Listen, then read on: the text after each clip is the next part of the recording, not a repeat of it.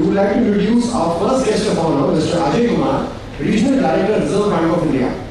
Mr. Ajay Kumar is posted as the Regional Director, Reserve Bank of India in New Delhi. Before joining Delhi office, he was the Regional Director of Reserve Bank, Lucknow office for almost 3 years. Mr. Ajay Kumar has done his Masters in Economics and Banking. He is also a certified associate of the Indian Institute of Banking. He joined Reserve Bank of India in December 1991 and has a wide experience of almost 28 years working in various capacities in the areas of currency management, rural credit and planning, foreign exchange management. I'm sorry I have to leave, but thank you so much. Currently, he is the Government Nominee Director in Board of Bank of Baroda. I request you, sir, address the audience, please.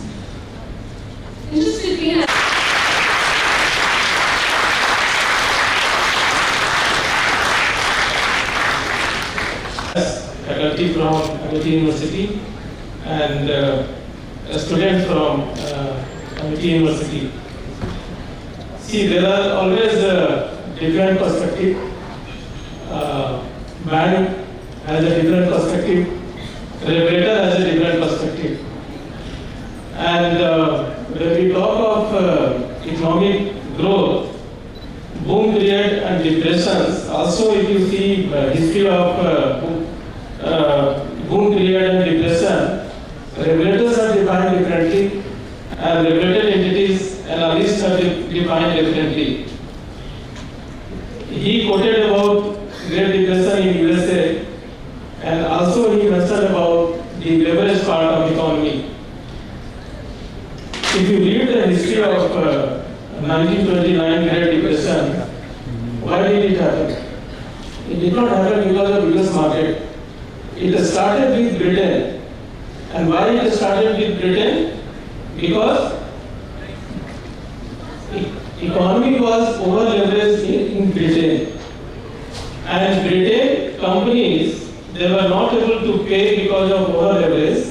So they started selling stocks in various companies belonging to US market. And that chain started from there.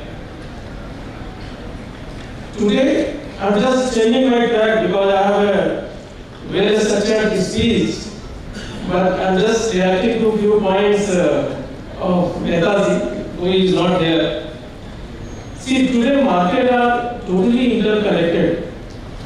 If there is a problem in, say, real estate market, how does it impact a small SME market in a small pocket of a country?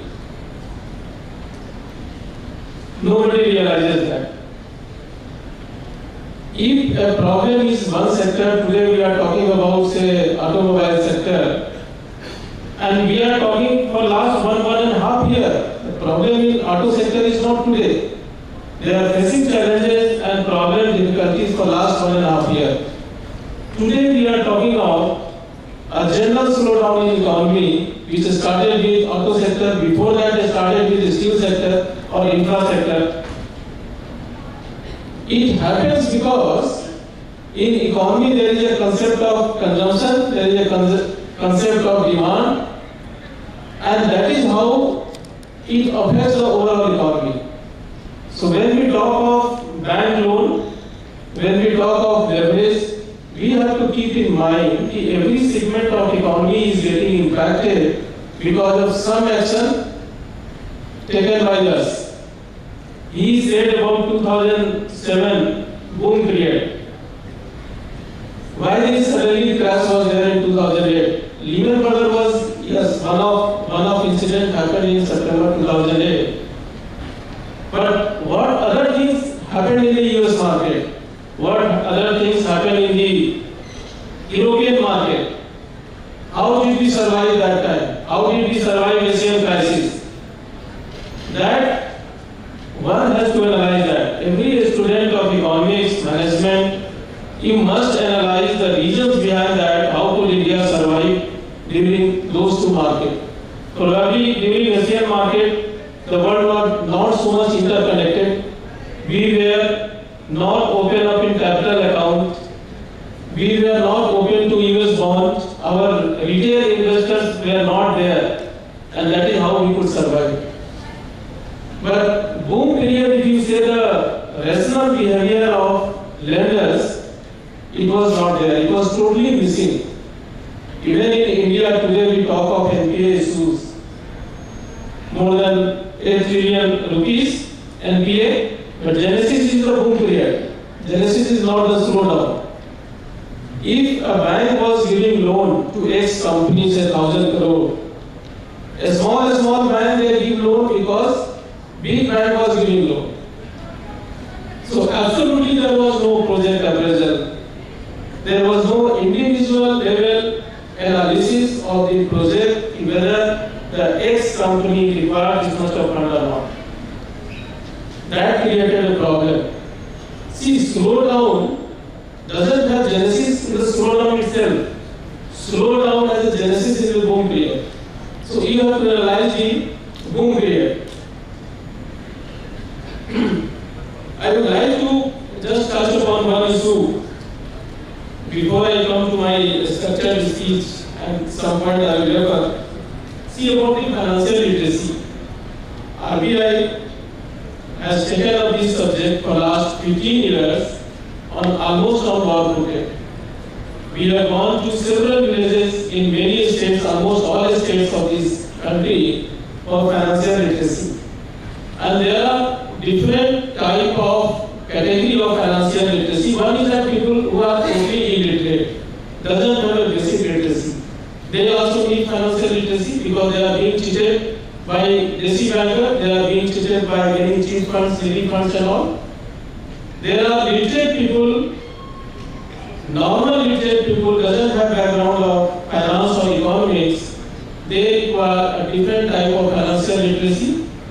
And there are literate people in finance and economics. There we find also financially illiterate, and they require a different module of financial literacy. If suppose some of you or many of you keeping your money in all say saving bank account, and you have not analyzed that whether it is giving you positive return or not, then from the better perspective, I will say that you are not financially literate people. Have you ever analyzed if buying a house is beneficial, living in a rented house, that is beneficial, then I will say you are not financially literate. Should you invest in equity? Should you invest in gold? Should you invest in real estate? Should you invest in foreign assets, foreign currency assets? Whether you are aware of that. Have you done ever any calculation about that? If not, then you are not financially literate. So the arena of financial literacy goes much beyond the literacy parameter. Today we have a different module for different segment of society to teach the financial literacy. And this is not a small thing. See, today banks are going to rural areas, semi-urban areas, conducting camp for selling their product, asking people to borrow. But does the borrower know about different product? Do they have enough knowledge how to use that product? We talk of risk management. Netaji also touched about risk management. It's a wonderful thing, very good concept. But unfortunately, it is concentrated with the lender. Borrowers, they do not know about the risk management part. We talk of credit risk, the default probability of default by borrower. We talk of liquidity risk. Probably you can't sell your assets at the fair value, that is the liquidity risk or the market price. Operational risks are there. There are legal risks, many other risks. For banker, there is a market risk, which includes the interest rate risk. But borrower, when they borrow money, do they understand about all those risks? Probably not. And that is how this creates a problem. One industry, how much to borrow? Probably they do not understand. When easy liquidity is there, easy money is there, rate of interest is down, they tend to borrow more than the required amount. And this is a fact. And when they are not able to use that money, ultimately they have to pay to the bank. So if they are not able to invest their money in a higher rate of interest spending business or the investment products, then they fail to repay after some time. And that creates a problem. And since markets are integrated, one market, whether say large company, if they are borrowing huge, there are many ancillary units. So when a large company fails, series of ancillary units fail. It's happening in auto. We talk of lot of job retrenchment in large company, but much more than job is lost in ancillary units. And this is happening mainly because of that concept of risk management, how to use the borrowed funds. And this is a very big challenge. Probably lenders are also sitting here, so they will appreciate when they give loan. See, in 2008, there were derivative related issues. Many companies failed because of different derivative products they bought. And that time, a lot of cases went up to Supreme Court. And everybody said, if bankers have sold this product, we did not understand the product. And bankers say, in this product they have signed the term sheet with all terms and conditions, and initially they were in the pocket. In the pocket means they got some money and they were happy. Later on when they lost, they simply said, we don't understand the product. So they did not understand what banks are selling to them. It's happening in other than derivative products also. When we give loan to 500 crore to a steel company, have you ever asked who is the buyer of your steel? How you are going to build up 10 million ton of project? They will say in China, China will consume. But have you studied the Chinese economy? How they are going to consume, how long?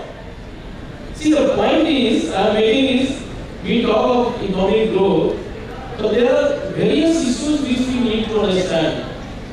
There are many loopholes which we need to tie up that. It will not happen automatically. Today we are sitting at $2.7 trillion economy. We have aim of $5 trillion economy in next 5 years. How will it happen? So each one of us has to be responsible. Each one of us has to understand the risk management. Each one of us have to understand the government action. Each one of us has to understand the regulatory action. And then probably we can behave very rationally and not irrationally. Auto sector, if you talk of any knowledge, they will tell you there was overproduction in 2018. So inventory got built up. Who were the buyer? There was no demographic analysis. Who will buy? Who will consume this product? When government comes out a policy which is a BS4 month कर रहा है, BS6 चालू कर रहा है, suddenly they start learning the government policy. But you have to take all the risks into account. Government may change policy anytime. Government is not going to ask every time the stakeholder, what do you want? So government policy you have to take into account. You should be aware of the market. When the government talks about pollution, then you have to take your product is creating pollution or not.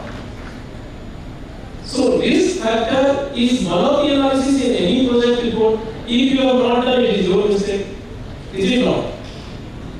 So when we talk of growth economy, how in future economy will behave, we must keep in mind we have to be very, very aware of lesson.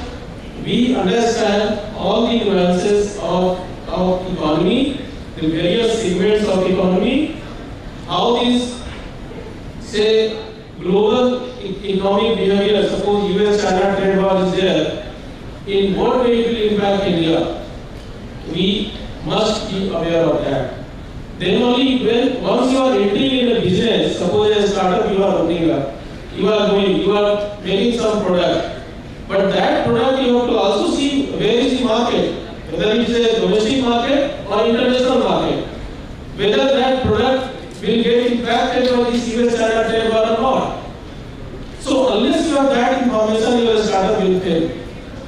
There are 70-80% failure in a startup. Or a startup is not successful. And the reason behind it, there is no proper analysis of global market and domestic market. See, point I made because we talk of lot of theory without understanding. So we have to understand, and risk management, lender plus borrower, this should be on equal footing. Corporate governance, lender plus borrower should be on equal footing. And we talk of this whole crisis in say NBFC started with IL&FS. Banks were following corporate governance, but with an IL&FS followed or not. Even when the new board was created for IL&FS, they made a statement in media that they were not aware of how many sale companies they had. So it was whose responsibility to inform about all the SPVs set up? Prime responsibility of the borrower? If they are not informing lender, how the lender will come to know? They are not investigating agency, they are simply lender. So, borrower also has to be transparent, their corporate governance has to be high standard, because one large company fails, it affects the whole economy, let me tell you. It affects the lending capacity, it affects the lot of jobs, those jobs affect lot of demand, because economy we always talk of connectedness, so lot of things are interconnected.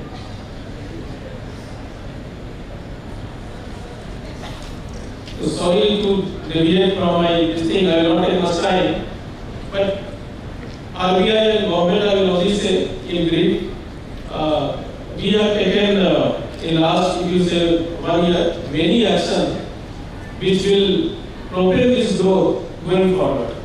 See, there is no magic stick, it doesn't happen in a single day. The private investor, the private entrepreneur also they have to play a role in economy. So they have to come forward, whether this government has cut the corporate tax, now it is highly competitive worldwide, it's a very good step. And the private investor from worldwide, they should come and invest. Second is that RBI has reduced repo rate. Now it is 135 basis point cut in last almost 1 year. Rate of interest, we have also linked up repo rate as external benchmark, and probably going forward rate of interest will come down. And as and when repo comes down, probably rate of interest will come down. So the monetary policy transmission will be faster. Earlier, prior to 2016, RBI preamble, we had a prime objective of price stability. But 2016 RBI Act was amended, and now RBI has to keep in mind growth also. So price stability while keeping an eye on the growth. So we have to focus on growth also. See, being in Bank of Baroda, as Mehtaji was saying that he got a lot of knowledge or insight about the functioning of banking, and also the different branches of economy while being on board. I also do agree. I am from January 2017 on the board of BOB, and I do understand the larger picture from the lender perspective. Being Reserve Bank of India, dealing with huge customer complaint at our end, I also understand the customer level difficulties and the demand and desire of the customer and customer from the various segments. And that is how I am saying that whether it's a normal customer who are using the financial product, whether it's a borrower of the bank, whether it is a bank, or we have to come on the same page. As bankers have a lot of training institute, RBI has a training institute, we are giving training to a lot of our own staff. Probably there is a need to train customer equally. We have to provide them training, we have to provide them financial literacy in one way or other. We have to train borrower also. We always talk of in banking industry about the credit monitoring.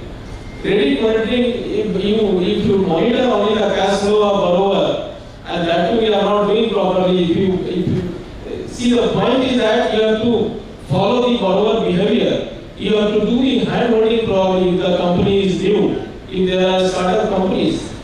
We also have a manpower short, but still you have to use technology and ensure that the borrower does not fail. Unless we do that, unless if all customer borrower banks are on the same page, probably we will not be able to take economy forward. In MSME sector, there is a lot of push because for India it's a silver line. Large industries, a handful of large industries are very good, but there is ample opportunities in MSME area, and we have taken several steps in credit flow to MSME. Still, if you see hardly 10% they borrow from the formal source of financing. 90% they are either they have the money, they are investing that, or they borrow from local sources. And it provides a huge opportunity. Probably MSME is a silver lining for future economic growth. Secondly, we have set up two committees. One Ecosina committee who has given a very good report on MSME, how to increase the growth. And there are some 27 important recommendations he has given. Second was Nandan Nilekani, who has given a report on this digital payment and how to reduce the cash in economy and use the digitalization in the economy. Because that is another different area probably which will push the engine of economic growth forward. Time is not there, so I'm not going into the data details, but I will request all of you, particularly students, to read. And when you talk of anyone in the market, you must have a knowledge about that. Because financial literacy is very, very vast. You must understand the way money market behaves. You must understand how the decent market behaves. You must understand how capital market behaves, how this gold market behaves, who controls the gold prices.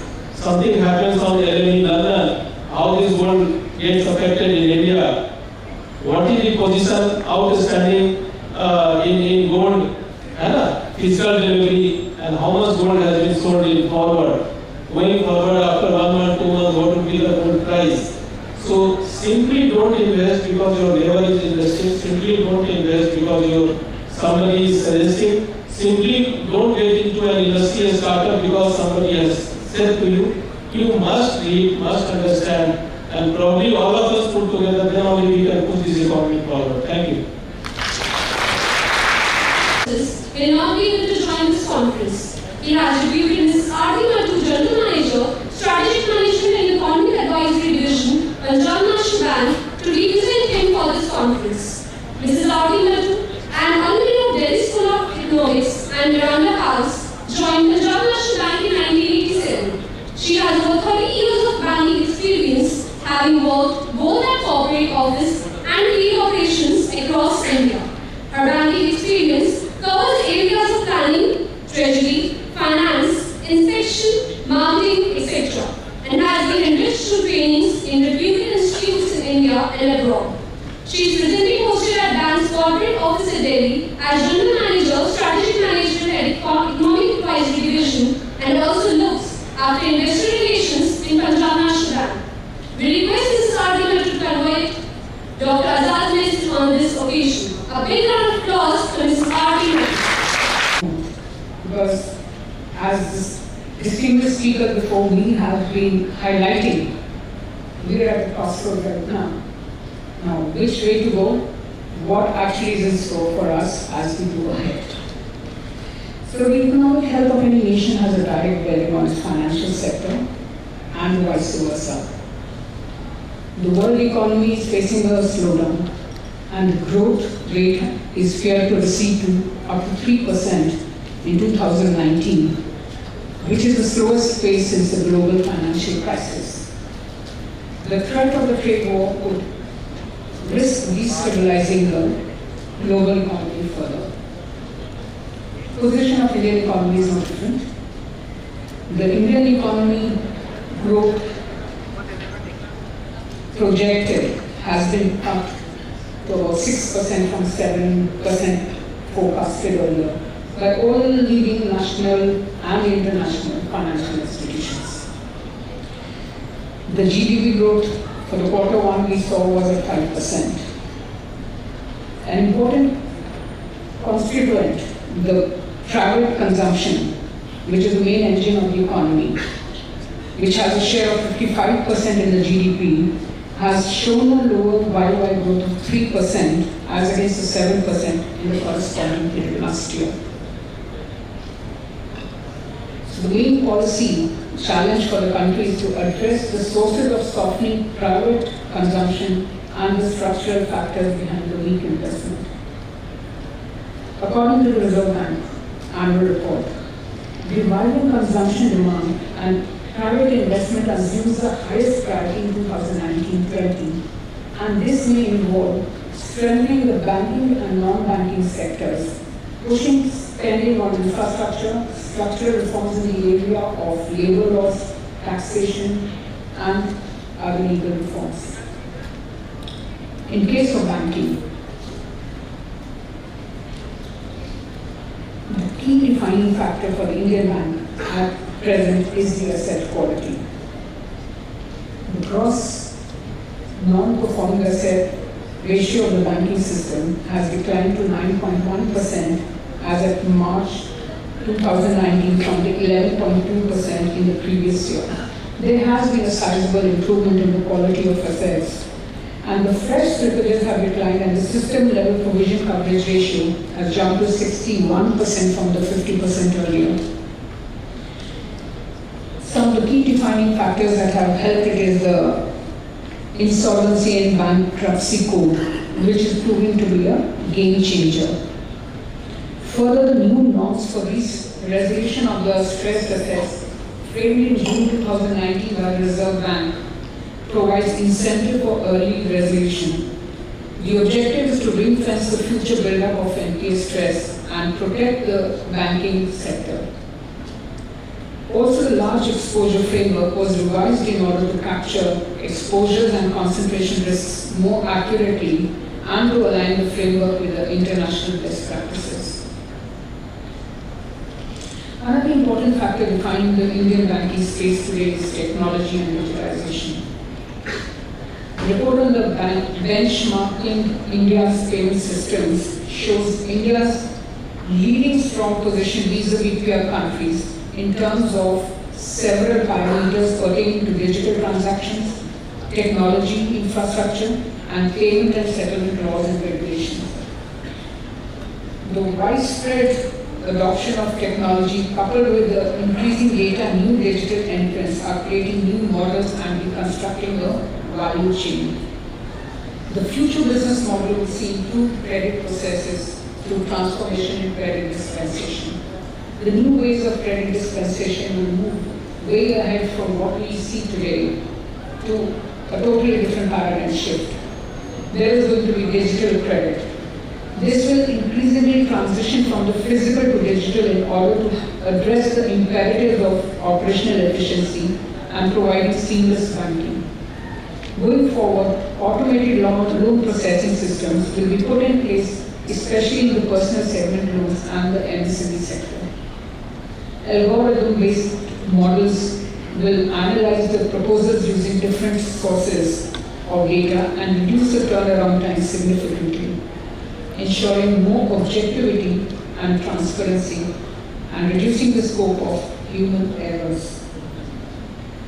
The loan management systems in banks will be revamped with improved features with electronic document storage and flow, automated alerts, online approval and workflows, biometric KYCs, and integration with the risk rating systems. The next paradigm of credit will also witness increasing use of analytics and new alternative data sources, thereby unlocking the potential across the value chain to ensure revenue growth and predictive model to identify and address the credit requirement of customers. And all this would be supplemented with the improved reach to the borrowers. There would be dedicated sales channels, will be the leverage for procuring leads which may be internal. There will be dedicated sales forces. digital outreach channels, etc. Further, emerging models like digital partnerships, co-origination of loans will play a big role in loan sourcing.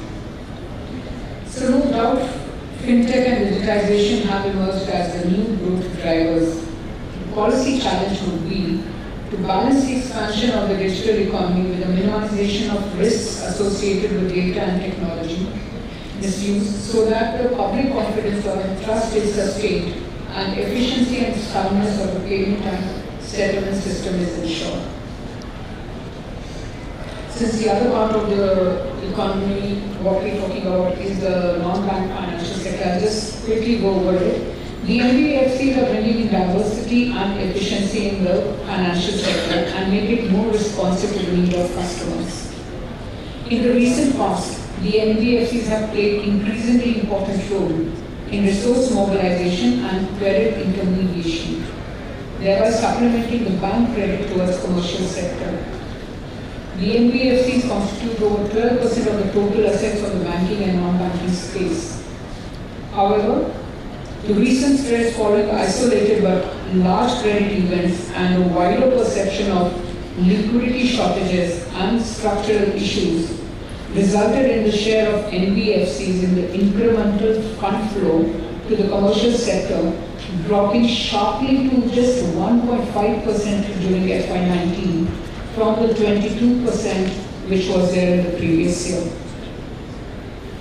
According to the RBI's Financial Stability Report of June 2019, this growth in the non-bank credit intermediation by the NBFCs largely happened against the backdrop of weakly capitalized and impaired assets laid by sector banks to better adapt to the evolving scenario. During the 2019 and 20, the banking sector is poised to build upon the consolidation achieved in the year gone by. Stress tests for credit risk conducted by the Reserve Bank indicate decline in the NPA ratios, which would release headroom for provisioning efforts and a turnaround in financial performance for energizing the flow of credit to productive sectors. Concomitantly, several regulatory and supervisory measures are underway to strengthen the soundness of the banking system.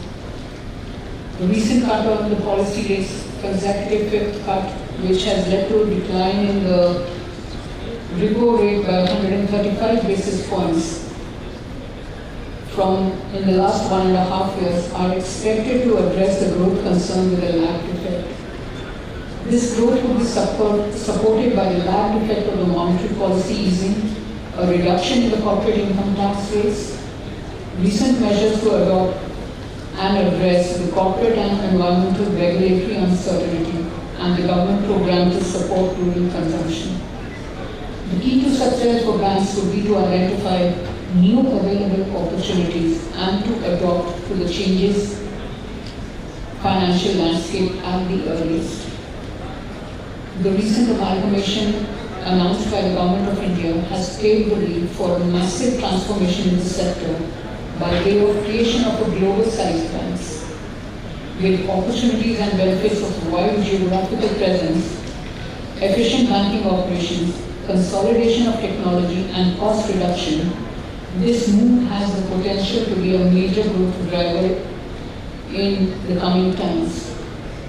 Post-recapitalization, the creation of fewer global-sized institutions will provide the scale and synergy benefits through leveraging of the strengths of each bank, which will boost economic growth in the long run. All the above will contribute substantially to fulfilling the vision of India becoming a US $5 trillion economy by 2025. So there is a significant scope to expand credit to the unbanked sectors, especially the MSME and other emerging sunrise sectors. There is good potential and opportunity for the banking industry in the microfinance sector. These micro borrowers have the adequate wherewithal require timely movement of the customer results in the quality business for the banks. The government has taken the lead with the PSB loans in 59minutes.com portal, wherein principal sanctions are given through system-driven processing and eligibility assessments. So going ahead, the key to success for banks to review a long strategy for business growth with fast emerging opportunities, meeting customers' evolving expectations, proactively inviting new technologies, amplifying the outreach and institutionalizing the operational efficiency. Thank you, and I would wish the deliberation with this a very successful time ahead. Thank you. Lawyer and a successful banker. He is also a certified member of Indian Institute of Bankers. Mr. Gupta has a wide and varied exposure of approximately 40 years in bank, covering the entire gamut of banking at operational and administrative levels. He has been a regional head at Bareilly and Ghaziabad region. After being elevated to the post of general manager, he has been in charge of various departments which include corporate office at Gurugram, resolution and recovery department, inspection, control and services vertical, etc. He was a part of implementing team of the transformation project with Bhav on all India level. Now the bank has entrusted him with the role of field general manager of Delhi office, which focuses on MSME, retail, CASA and recovery sector of 9 central offices in NCR region. Along with this portfolio, he is also convener of the state level bankers committee SLBC of NCP Delhi. Now I request you, sir, to address the audience. Sri AP Singh, Director, ASIBAS, Mr. Asif Zindra, CFO, Mrs. R.T. Mattu,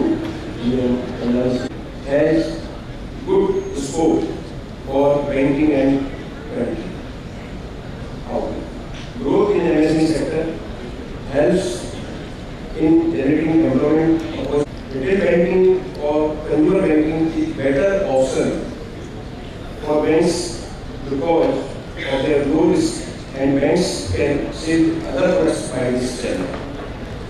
Trade finance is concerned with domestic and international trade. Banks play very important role of intermediary which can facilitate the trade transaction between the buyers and sellers by financing the trade. However, recently the NBFCs are facing challenges like liquidity and solvency issues, and the endeavor will be successfully taken. Thank you. 5 branches as branch head in his earlier roles. Further, he headed 3 regions of the bank, namely Madurai, Chennai, and Hyderabad region. Presently, he is in charge of Link office in Delhi. Now, I request you, sir, to please address our audience. A big round of applause for Mr. Ravichandran.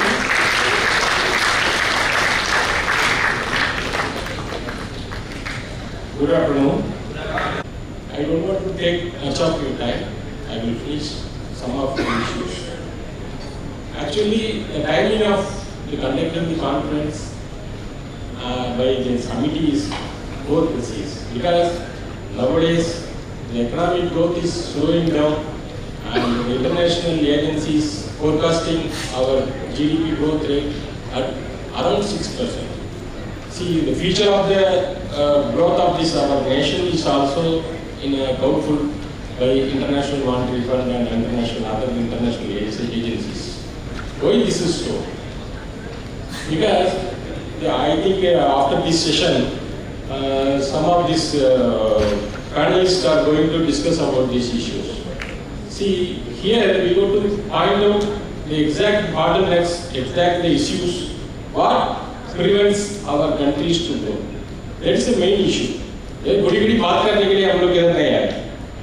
to find out what is the reason why the nation has not performed well, whether due to GST or some other reasons, or even in the banking industry. If anything fault on us, you feel free to show it because we are here for rectifying it. And another thing is, nowadays we know, you know very well, this banking and the non-banking financial companies are in a tough time. Why? Because the banking and financial companies are the major pillars of this economy, which are facing tough position nowadays. One, because of high bad loans, and another thing is actually recovering the NPAs or writing off partially or fully. That is cleansing of, technically we are saying it is a cleansing of balance sheet. See, this NCLT route, that the second thing is going on nowadays in the banking industry. See, NBFC code, they are defining that the viable proportion resolution plan has to be arrived at within 180 days. Now they have extended to 270 days. Or you have to call for a liquidation. See, in a industry is having high investments of 10,000 crores, 15,000 crores, involving so much technologies, we cannot decide in a time-bound manner. We cannot decide in a time-bound manner, or else we have to go into for a liquidation. That is not a thing. Another thing, see, major this infrastructure, road, the power, iron and steel industries are referred to NCLT. See, most of the cases referred to NCLTs are forming this type of industries, infrastructure industries, iron and steel, and this power industries. See, many industries are coming for sale or for resolution plan before NCLT means. Where is the takers? Where is the takers for this? Even after 270 days, all these units are in a down. There is nobody's taker is there, and if it is a liquidation for liquidation, it is say 10,000 crores of units is gone for 500 rupees is biddies for 500 crores or anything. So this is not a correct proposition. And another thing is the cost involving in this IBC proceedings. See, in the canons of recovery, everybody is talking about that. The amount involved in recovery of this overdues should be minimal.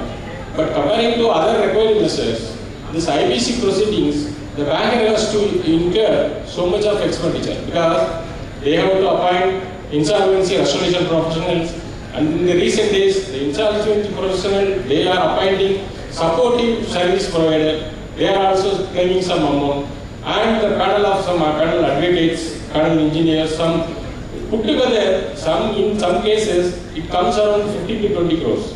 When the banker's recovery is remote and the banker's recovery is somewhat questionable, unnecessary this 15-20 crores expenses is also some avoidable. That is my personal opinion. See, when the recovery is remote or the recovery is very minimal, the banker has to expend this much amount for this process.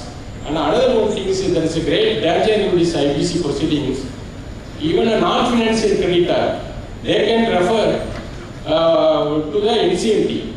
While the existing relationship between the banker and the customer, that the borrower, particular borrower is good, even though our relationship is good, our conduct of account is everything is good, because of that referring by the non-financial creditor, our account has to be under this process. We have to go by this process, and our account has to be classified as NPA, and we have to make a provision also.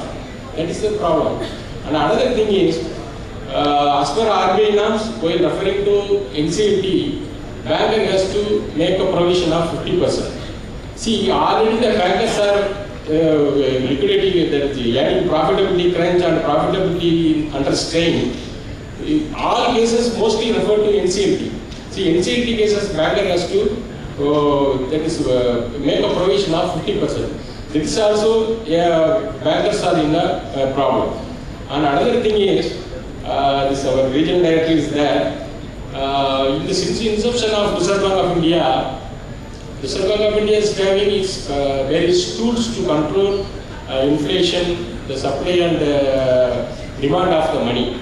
Earlier, the credit creation, open market operation, selective credit control, so many tools the Reserve Bank of India has come. Now, this repo rate is one among the tools the Reserve Bank of India is in its hand to control the inflation and to control the money supply and everything, etc. But what is the repo rate? Repo rate is the rate charged by Reserve Bank of India for the borrowings made by commercial banks. So, when all banks are, there is no credit growth at all. All banks are having surplus funds. They are fresh with a lot of lendable resources. Where is the question of approaching Reserve Bank of India for borrowing? So this repo rate itself become outdated in the present scenario.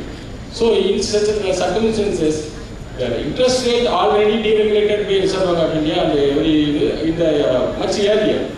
In the deregulated interest rate regime, now this regulated directed interest rate that you have to, whenever the repo rate is increased or decreased, you have to link to the retail loans, home loans, and with this MSME loans. See, banks, some experts, they are projecting that due to this compulsion of this directed lending rate, RLR, we are saying RLR, the banks which are having high CD ratio and banks having high portfolio of floating loan portfolio and banks having high home loan portfolio and this personal loan portfolio and MSME portfolio will have a strain in lending, that is net interest in margin, they will have a strain in that.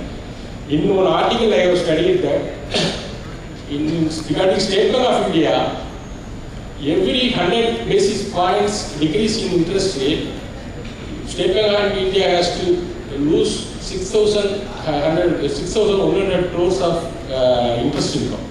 And as far as ICICI Bank, it is 800. As far as Axis Bank, it is estimated as 900 crores. So, it is in the RLR, reset period is for 3 months. So, the banks in the ALM bucket, the asset liability management bucket, what we are telling technically, in the asset liability budget, banks having the residual maturity less than 1 year has to really realign the deposit rate to match up with this RLR, that is repo rate deposit scheme. Otherwise, their margin will be questionable. So, we are, see, as a banker, if the economy grows and everything is on a good going, we are also the first happiest person to see the progress. But nowadays, already the banks are facing this liquidity issue and this bad loan issue.